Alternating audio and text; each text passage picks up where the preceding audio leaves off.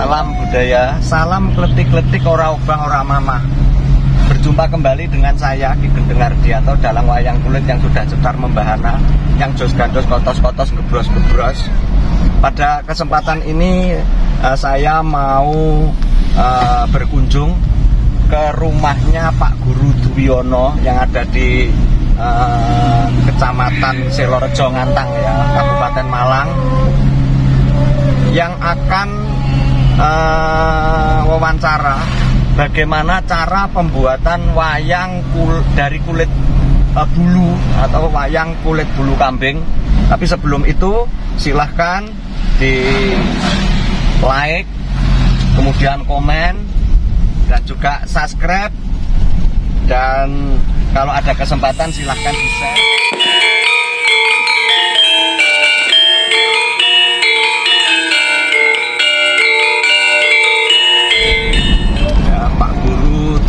Ini beliaunya tinggal di rumah dinas ya, di rumah dinas SD Bantu Rejo 2 Ngantang.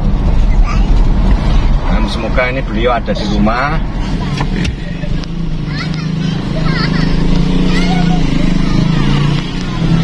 Sudah hampir sampai di rumah dinas Pak Guru Duwiono.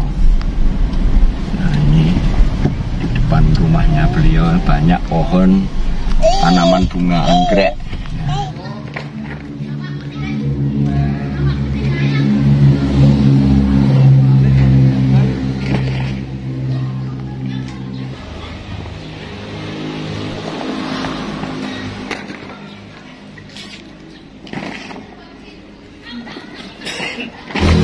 Bangun.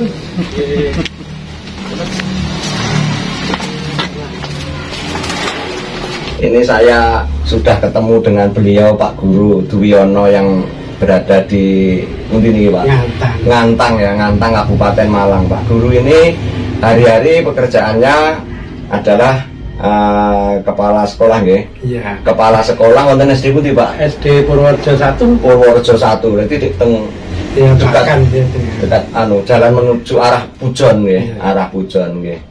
Ini Pak, kita sedang menghadapi pandemi ya. Iya, ada pandemi. Ini bagaimana Pak?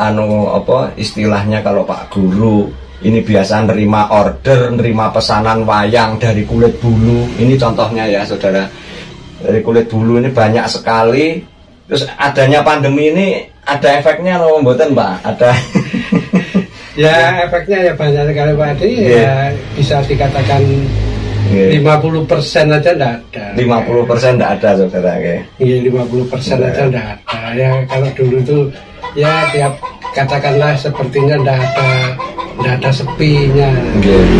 Dan ini bisa dikatakan banyak sepinya daripada ada orang order itu enggak ya akhirnya ya menekuni yang tugas pokoknya saja. Jadi pengajar ya. Iya pendidik. tapi jenengan ini ya Pak, walaupun tidak ada pesanan tapi tetap berkreasi gitu. Iya tetap karena memang itu panggilan jiwa, termasuk seni lah. Seni saya memang berangkat dari awal hobi. Jadi ya berangkatnya awalnya dari hobi. Makanya hobi yang ya meskipun tidak ada pesanan ya bisa terus berkreasi ya, membuat meskipun yang penting saya tetap berkarya. Nah terus ini Pak, kalau dari kulit bulu ini mohon keterangannya juga ini biar sahabat-sahabat subscriber ini tahu prosesnya itu. Kalau dari kulit kambing ini kalau Pak Guru bagaimana ini Pak? Kalau dari kulit kambing yang baru disembelih itu ya yang pertama dibersihkan dulu. Dibersihkan dari kotorannya. Ya. Kalau yang di bulunya itu biasanya memang kotoran. Tapi kalau dibaliknya itu biasanya kan lemaknya lemak gaji. Kalau bahasa Jawanya gaji dirawasi. Nah setelah itu baru nanti kalau dipentang begitu. Setelah dipentang kira-kira 2 jam 3 jam kalau saya itu di pentangan itu juga itu langsung dikasih air yang baru mendidih itu. Oh, istilahnya dijarangi ya? Iya, dijarangi, dikasih air panas. Dikasih air panas, nanti dijemur lagi. Itu bolak-balik Pak, nggih? Iya, setelah kira-kira agak kering lagi Oh, gitu. Ya paling tidak 3 kali lah. Itu berarti cara yang masih tradisional ya Pak, yang belum menggunakan istilahnya kimia. Enggak pernah. Enggak pernah ya. Jadi, terus kira-kira Pak, kalau yang dari kulit yang prosesnya dijarangi tadi itu bisa kuat berapa tahun itu Pak? Bisa nggak brodol itu ya? Ya, saya ini ya, ini pengalaman. Saya membuat pertama kali itu kurang lebih tahun 85. Tahun 85. Yang wayang yang seperti ini loh. Ya, ini. Kalau saya tidak salah, waktu itu saya membuat Anoman. Dan sudah dilaku dipesan orang. Waktu itu saya disuruh membuatkan Anoman yang di bulu ini. Pertama kali saya membuat. Lah waktu itu saya ya agak ya bingung, tapi saya yakin saya bisa. Ya, saya yakin bisa. Ya itu tadi saya terapkan prosesnya dulu. Saya pernah orang tua saya itu di Wedani. Ya itu tadi. Terus akhirnya prosesnya seperti itu saya terapkan sampai sekarang. Dan sampai sekarang ternyata bulunya masih utuh Pak. Yang dari tahun 85 itu. Tahun 85 kalau sampai sekarang berapa tahun ya Pak? Ya 15 tahun. 15 tahun ditambah 21 tahun. Berarti 36 tahun ya? Iya, 36 tahun masih awet. Masih ada. Ya belum brodol. Belum brodol begitu ya. Nah, di sela-sela itu Pak Adi, saya juga uji coba waktu itu. Uji coba saya begini. Kan ada ya cara yang lebih cepat. Nah, saya disuruh ngasih formalin.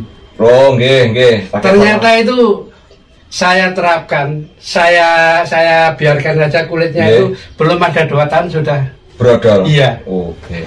Nggih. Jadi masih tetap kita gunakan cara yang tradisional yang masih alami itu malah nggih. Ya, ternyata ya itu sampai sekarang orang yang pesen pertama kali saya membuat itu ya sering jumpa dengan saya tuh ya apa lulange ono permasalahan kayak gitu kan. Iya. Kan sambil melihat bagaimana. Ternyata enggak, sampai saat ini orang yang pesen ke saya belum ada yang istilahnya komplain ya. Oh, nggih. Itu kalau proses dari proses tradisional tentang kekuatan, kualitas dan wanteknya barang ya. Nah, ini terus nuwun sewu, ini kalau ada teman-teman saya barangkali mau ada yang pesan, itu biasanya ngitungnya pripun Pak? Apa itu dihitung per gambar satu wayang atau mungkin satu lembar itu kan? Per lembar ya. Kalau per lembar mungkin karena Pak Guru ini kreatif nih, ada ini ya, ada wayangnya ini Pendongo ini dalam satu kulit ya Pak, satu kulit bulu. Nah niki nopo istilahnya, kalau satu lembar gini kira-kira dihargai pinten Pak Guru? Ya kadang-kadang saya itu kalau masalah harga itu sulit. Nggak bisa paten. Kadang-kadang orangnya, saya melihat orangnya, kadang-kadang kalau memang orangnya itu kelihatannya sewenang terus nggak mampu, istilahnya diminta aja saya boleh. Diminta aja saya boleh. Tapi kalau memang orangnya itu untuk bisnis lain. Jadi tidak ada istilahnya patokan harga yang paten itu tidak ada ya. Jadi menyesuaikan kadang-kadang orangnya. Kadang-kadang ada kan orang yang pesan sikapnya nggak ngenakan lagi itu diepo aja. Tapi kalau orangnya itu saling familiar ya, kita bisa nego. Jadi sepertinya kalau saya pribadi memang nggak masalah harga itu bukan masalah kan. Ya itu tadi loh. Kalau memang orangnya itu mau mengapresiasi karya saya itu aja, kalau memang nggak punya uang saya berikan nggak apa-apa kok. Gitu. Terus ini Pak Guru, ini untuk prosesnya bisa, kalau misalnya kita mau pesan satu gambar wayang misalnya Sawerkudara atau Gatotkaca itu bisa sampai berapa hari? Ya. Karena Pak Guru juga kan kesibukannya kan ya di sekolah, tidak melulu. Nggih Pak Adi, leres niku. Soalnya ya itu namanya tugas pokok saya bukan di sini sebetulnya. Tapi kalau ya ini kalau mungkin ini nanti setelah ini saya kan sudah pensiun, jadi mungkin bisa saya lebih fokus ke situ. Nah itu mungkin kalau satu wayang itu mungkin 2 minggu itu kalau sekarang itu bisa ya. Di 2 minggu lah. Bisa 2 minggu ya. Ya. Tapi kalau sebelum itu ya sepertinya kalau kita mau tower itu ya bisa. Cuma saya tidak berani. Saya khawatir mengecewakan orang yang pesen. Oh ternyata 2 minggu masih belum jadi lah. Karena bikin wayang perlu mood ya Pak ya. Perlu inspirasi. Ya tidak semudah apa ya kita membuat misalkan pakai cetakan kita tidak bisa itu. Kalau pikiran kita nggak mood ya sudah tinggal. Kadang-kadang kita nggak kerjakan. Istilahnya kalau salah sedikit dik gitu aja kan rusak wayang. Nggak boleh, nggak bisa wis. Mau salah ya belum sampai salah loh ya. Mau salah sudah ditinggal sudah. Kadang-kadang ya saya tinggal ngerjakan yang lain. Nanti kalau baru itu dikerjakan lagi. Jadi istilahnya nggak bisa saya ditekan target waktu itu sebetulnya saya nggak berani. Terus ini Pak Guru, ini berhubung jenengan Pak Dwiyono ini sebagai pengajar juga sebagai pendidik. Ini jenengan punya bakat, punya kreativitas. Ini kira-kira di sekolah atau ada orang lain yang mau meniru atau nyontoh ada enggak Pak ini Pak? Sebetulnya banyak Pak Di. Sebetulnya banyak. Tapi melihat cara kerja saya. Itu aja udah mundur.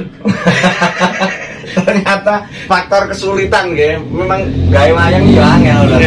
Ternyata ya ada ya bahkan murid saya juga saya ajari waktu membuat wayang-wayangan. Dia semangat sekali. Wayang-wayangan loh ya. Ya mungkin yang dari karton atau dari apa saya kan kadang-kadang untuk menarik anak-anak itu mengajarkan kesenian untuk membuat wayang tidak harus dari karton, tidak harus dari kulit, kadang-kadang dari daun ketela, kadang-kadang daun nangka, susun gitu. Nah, jadi supaya anak-anak itu paling tidak mengenal gitu loh maksud saya. Tapi ternyata anak-anak memang semangat kalau wayang-wayangan. Tapi begitu langsung misalkan saya tahu, anak-anak itu tahu saya pegang tata. Wah sudah melihat hasilnya waduh mundur halus. Nah sebetulnya ya kan selama ini kalau anak murid saya belum ada satupun yang sampai masih belajar, kadang-kadang masih belajar dasar-dasar menata itu aja sudah mundur Pak Adi. Rata-rata seperti itu. Karena mungkin karena faktor kesulitan kesulitan. Tapi kan setidak-tidaknya nanti ada pelajaran ya sedikit pengetahuan tentang cara gambar wayang. Iya, jelas-jelas kalau itu setiap kebetulan sekali meskipun saya kepala sekolah saya juga masih ngisi, terutama saya minta memang bahasa Jawa. Ya jadi ya itu. Ya sedikit-sedikit pengenalan wayang itu tadi ya. Sebetulnya saya juga ingin generasi penerus itu ada gitu.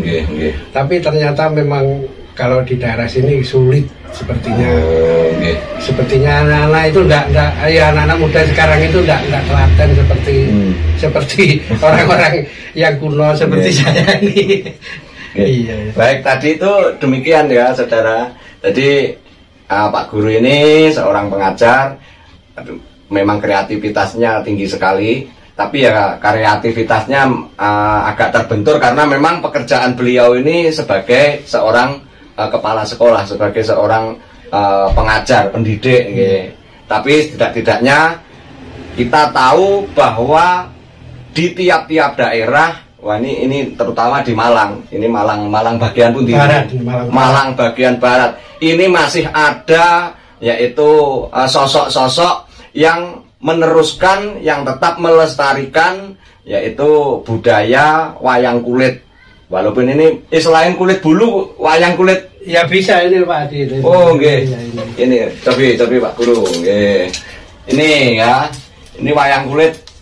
Ah ini Gatotkaca ini karya beliau, karya Pak Duwiono. Jadi silahkan untuk sahabat-sahabat yang ingin mungkin belajar, mau menyukai atau cinta dengan wayang, yang untuk wilayah Malang terutama daerah ini Pujon, Batu, Ngantang, Kasembon bisa nanti berhubungan dengan Pak Guru ini, okay? Nah ini kalau wayang kulit ini lebih lama atau waktunya lebih lama atau lebih pendek ini Pak? Ya relatif hampir sama Pak. Hampir sama, okay? Hampir sama. Ini contoh bisa dilihat ini saudara, ya nanti malah kalau menurut saya malah lebih mudah pakai ini. Pakai lebih mudah ini karena ndak enak ulu nih. Nah, istilahnya mau nyungging itu kan ini kan bisa bebas Pak. Okay. Kalau yang itu kan ya membutuhkan waktu tempat yang betul Pak Guru. Okay. Coba ini saya akan perlihatkan ini alat-alatnya dari Pak Guru. Baik, ini saudara. Ya, ini memang bengkel kerjanya Pak Guru. Iya. Nah, ini ada ruang tamu. Ruang tamu. Wah, ini alatnya banyak sekali, ya. Alatnya banyak sekali. Nah, ini ada tuh. Wah, ngaten nggih. Ya, enggak apa-apa Pak Guru ini. Ini di sini tuh ada ganden, ya, kemudian panduan, ganden, panduan, ini panduan untuk meletakkan. Terus ada lagi tatahnya di bawah. Ya. Ini tatahnya untuk. Nah ini ada pangot untuk yang ngerok. Ya, untuk ngerok ini semacam ini, ngerok bulunya ini semacam ini. Ini pangot. Ini juga ada cadestro. Wah, ini ini tatahnya banyak sekali. Nah ini campur. Ini sampai nayangan ini suwi kira digawe iki Pak Guru. Nah ini bikin ini loh Pak. Oh, bikin sinopsis cerita ya. Iya, cerita wayang. Ya ini bisa kita lihat hasilnya. Ini cerita. Nah ini Pendowo, ini Pak Guru sedang buat Pendowo juga. Ini saudara. Nah, kita tampilkan di sini. Ini ruangan Pak Guru. Nah, bagaimana? Dan ini juga ada stok lulang ya, stok kulit. Ini bisa saya tampilkan di sini untuk sahabat. Oke, kembali lagi Pak Guru, nggih. Jadi kita sudah tahu bagaimana proses pembuatannya tadi, mulai dari dibersihkan, dijarangi, kemudian dijemur sampai kering, siap, terus kemudian dimal ya Pak Guru. Iya, kemudian dimal, digambar ya, dimal atau digambar, kemudian dipahat, ditata, proses terakhir mewarnai, mulas. Nah ini tadi sekilas atau sekelumit tentang kesibukan beliau selain beliau mengajar di sekolah. Baik, mungkin sampai di sini dulu sahabat Pak Dalang. Mungkin kita akan mencari lagi wawancara kita dengan para tokoh-tokoh pecinta-pecinta dan pelestari seni budaya terutama wayang kulit. Selalu ikuti di channel Ki Gendeng Ardianto. Sampai jumpa.